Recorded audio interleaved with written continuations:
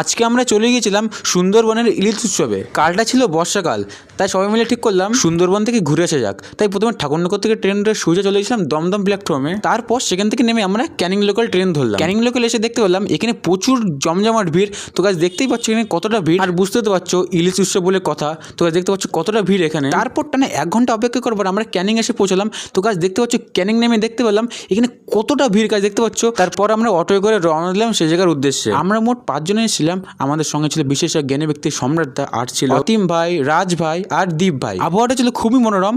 তো গাইস দেখতে পাচ্ছ বাইরের আবহাওয়াটা কতটা সুন্দর। তো গাইস দেখতে থাকো এবং এই দৃশ্যটা অনুভব করতে থাকো।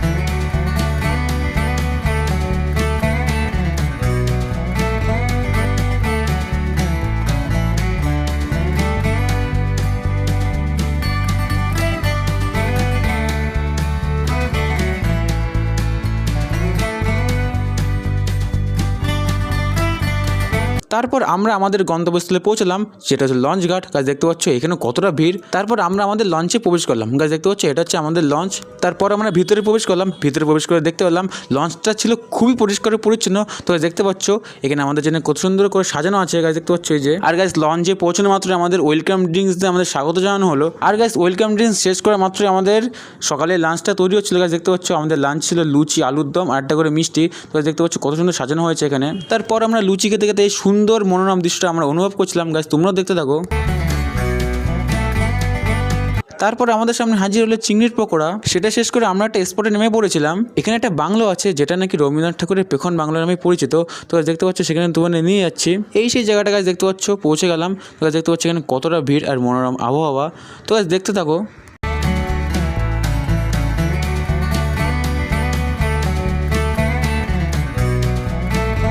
আর এই সেই গাইস রবীন্দ্রনাথ ঠাকুরের পেখন বাংলো, যেখানে নাকি 1932 সালে রবীন্দ্রনাথ ঠাকুর এখানে এসেছিলেন। তো গাইস দেখতে পাচ্ছ সবাই এখানে তাকাচ্ছিল। গাইস আমিও এখানে দেখছিলাম, কিন্তু গাইস এখানে কিছু দেখা যাচ্ছিল না, অন্ধকার ছিল। তারপর গাইস সেখান থেকে বেরিয়ে আমরা বাংলোর আশেপাশে ভিউটা এনজয় করছিলাম। গাইস তোমরাও দেখতে থাকো।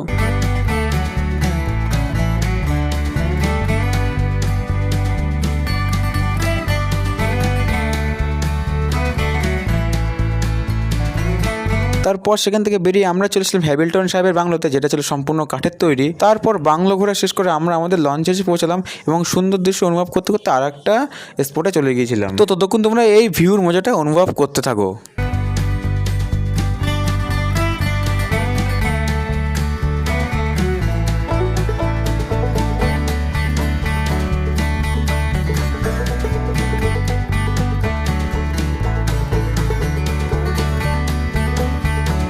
তারপর গাছ আমরা স্পটে এসে পৌঁছলাম, যার নাম ছিল দোবাকি ক্যাম্প। এখানে এসে গাছ বুঝতে পারলাম আমাদের খাঁচায় বন্দি করে দেওয়া হয়েছে এবং পশু পাখিরা চারিদিকে ঘুরে বেড়াচ্ছে। গাছ দেখতে পাচ্ছ এই সেই জায়গাটা। এখান থেকে গাছ ভিউটা দেখতে পাচ্ছ। এটা হচ্ছে একটা ফ্লাইওভার। এখান থেকে তোমরা ভিউটা অনুভব করতে থাকো।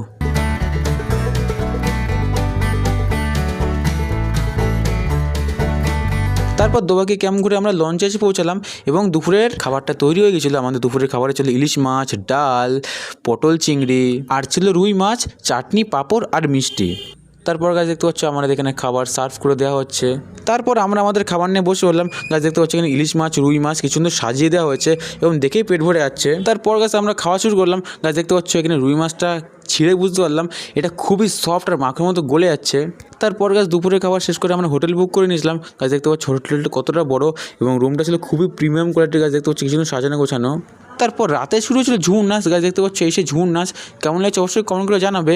তারপরের দিন সকালে আবার লঞ্চে করে বেরিয়ে পড়েছিলাম আরেকটা স্পটের উদ্দেশ্যে, যেটা ছিল বাবা লোকনাথের মন্দির। তো দেখতে পাচ্ছ এই সেই গাছ সেই স্পটে আমরা পৌঁছে গেছি। গাছ দেখতে পাচ্ছ এখানে সে গাছ দেখতে পেলাম কি সুন্দর এখানে মনোরম পরিবেশ আবহাওয়া। তো গাছ এই ভিউটা এনজয় করতে থাকো।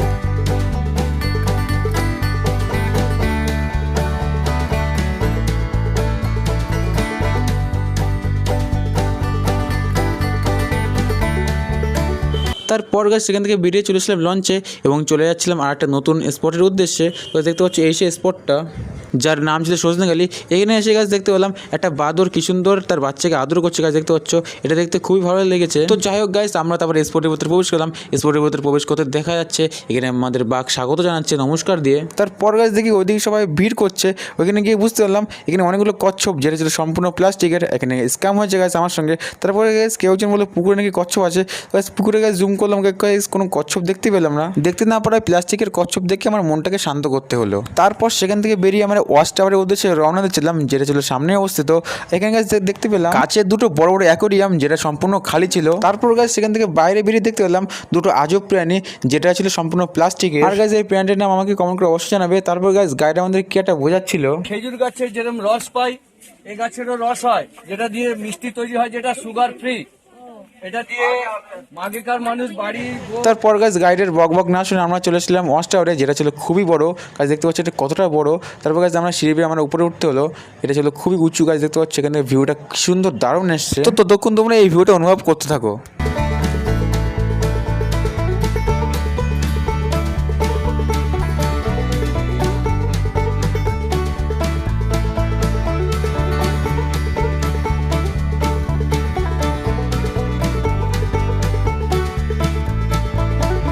ওয়াচ টাওয়ারে অনেক ভিড় ছিল গাছ দেখতে পাচ্ছ, আমার চারি সাইডে কতটা ভিড় গাছ দেখতে পাচ্ছ, এখানে প্রচুর গরম লাগছিল। তো গাছ ওয়াচ টাওয়ারের ভিউটা এনজয় করো।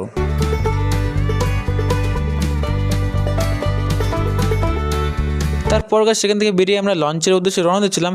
ফেরার পথে গাছ দেখতে পেলাম এখানে সবাই কেটে দেখছে। তো আমি সেখানে জুম করলাম গাছ, এখানে আমি কিছুই দেখতে পেলাম না। তো জানি না গাছ এখানে সবাই কী দেখছে। তারপর গাছ সেখান থেকে আমরা বেরিয়েছিলাম। বেরোনোর পথে একটা জিনিস দেখতে পেলাম, সেটা হচ্ছে বাদর। গাছ দেখতে পাচ্ছ এখানে কতগুলো বাদর আসছে গাছ দেখতে পাচ্ছ। তারপর গাছ সেখান থেকে বাদর দেখে আমরা ফাইনালি গাছ বাড়ির উদ্দেশ্যে রওনা দিচ্ছিলাম।